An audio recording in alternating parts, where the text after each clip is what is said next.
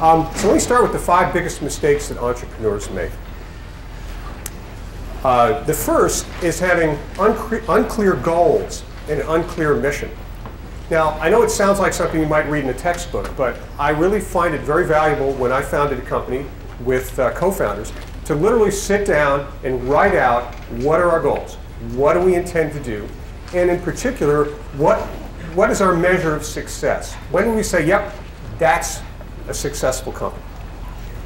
I'll think of anecdotes while I'm doing this. So the last time I did this was for the online auction company OnSale, which is the first auction company on the web.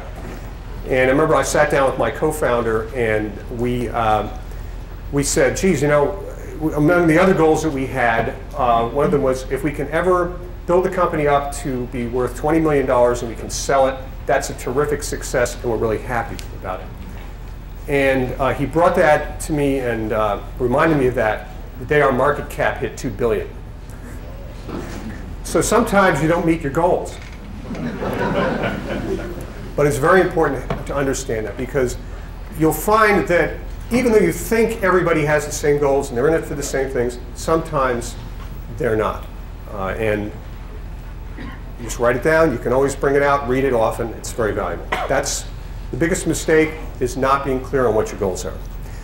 The second, a very common error that I've seen particularly young entrepreneurs make, is trying to prove that you're smart.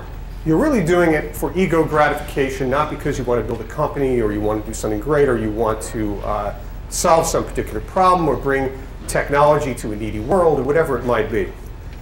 And trying to prove you're smart is a really bad reason to start a company or to undertake some project.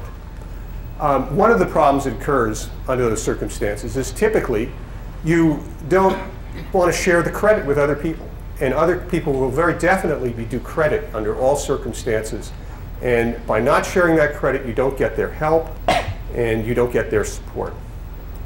The third element is greed, doing it for money. This leads to a couple of key mistakes that I've seen people make. Probably one of the most common is not raising enough money. Oh, we can do it on the cheap. We don't really need that much capital. And the reason people try to do that is they're trying to keep their equity. My God, I'm working so hard. I should have 100% of this pie. But the truth is, the question you should ask whenever you go out to raise money is my company or my organization, my venture, going to be worth more after I raise the money? Is my share going to be worth more than it's worth before I raise the money? Because a company is really kind of like a little engine. It takes in resources and it puts out value. And if you can take in $1 million and you can convert that into $2 million in value, everybody wins, regardless of how much of the company you had to give up to get that $1 million. So not raising enough capital is very important. And the second is not distributing the equity as widely as possible. The truth is that if you're successful at all in your company, you will do just fine.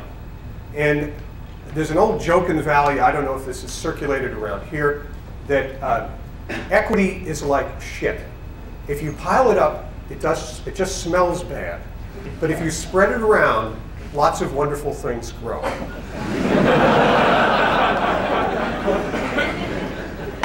So hoarding the equity and being stingy about giving it out is a big mistake. If you focus on success in your organization, then the money will come. That was 3. The fourth mistake that I've seen people make is that they hire people that they like rather than people that they need.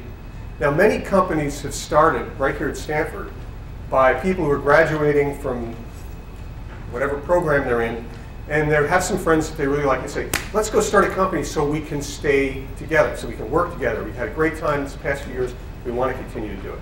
I got news for you. A company and a venture is not a social club. And the problem is that if you hire only people you like, you will not be hiring the critical skills that are needed to build a venture.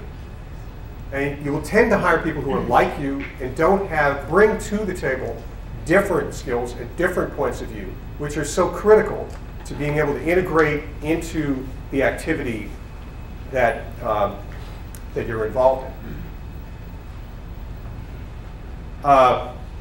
One of my greatest accomplishments, I think, over the past, it's getting to be a long time, 20 years or so since I've sat in this audience. The building wasn't here, but I sat there anyway. I have worked with people that I truly detest and have done so successfully for long periods of time, and it's been great. You have to learn to respect people that you don't like. I think that's the key message. The fifth biggest mistake that I've seen entrepreneurs make is not knowing when to let go. Now, building a company is very much like raising children. Anybody here have children? Oh my God, that's terrible. You used to have a class on contraception. You have children and you're a student at Stanford. That's really rough. That's rough. When I had kids, I couldn't work anymore. That was it. Anyway, children, as you learn if you raise children, which I hope you never do, the thing about children is that they change as they get older, and your relationship with them changes, and the way that you relate to them changes, and the value you can add to them also changes. And the same thing is true about companies. Companies are like children. The fact that you may be the perfect startup CEO usually does not mean that you're even a good CEO of a $100 million revenue company. The things you have to do and the skills that you need are very, very different. And so one of the most important characteristics that you need to have is a realistic self-assessment. What are you good at? What are you not good at? Fill in the things that you're not good at by bringing on people who have those skills, whether you like them or not. You know, you may detest marketing people, but you need a good one. Okay, well, go get one. You have to have a realistic self-assessment so that you know when to step aside.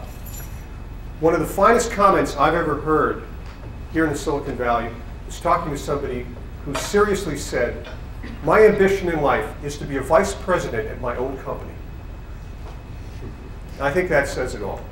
Wanted the company to grow big enough so that his skills be best applied in one particular role, and the other roles would get filled in by other people. Okay, so those are the 5 biggest mistakes that I've seen entrepreneurs make.